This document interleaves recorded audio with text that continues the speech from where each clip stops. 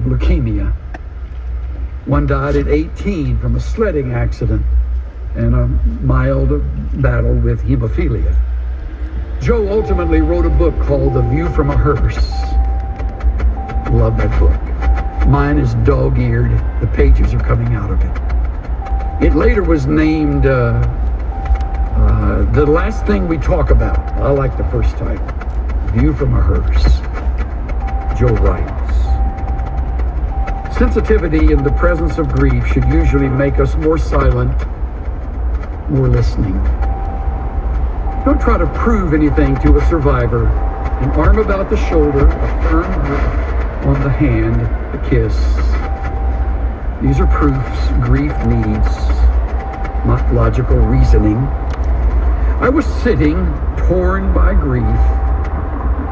Someone came and talked to me of God's dealings, of why it happened, of hope beyond the grave. He talked and talked constantly. He said things I knew were true. I was unmoved, except I argued she'd go away. And finally did. Another came later and sat beside me. He didn't talk. He didn't ask leading questions. Sat beside me for an hour or so, listened when I said something, prayed simply and briefly. I was moved. I was comforted. I hated to see him go. That's the gift of showing mercy. If you've got that gift, don't hold back. There's a broken heart in every pew. There's a needy life nearer to you than you would ever. When I began to think with a renewed mind, what difference does that make? Initially, get this, it breaks the habit of groupthink. I'm no longer as impressed by what everybody else is saying and thinking, or even what the majority is saying. I start thinking like Christ, like the scriptures. It breaks the habit of groupthink. The second, continually, I reap the benefit of seeing what others fail to see. I've given a discernment that's missing in this world.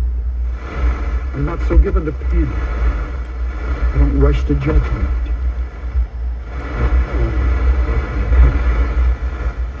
That continually is a benefit of a renewed mind.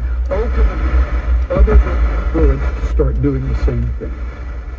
I challenge all of us to realize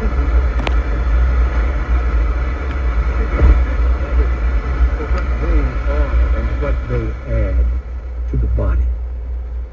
And ultimately to understand and value the spiritual gift God has given you and those around you, especially those gifted in ways you're not.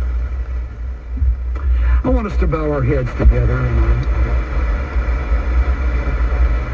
Lord, you've listened very patiently and there's been a lot of information. Perhaps it's a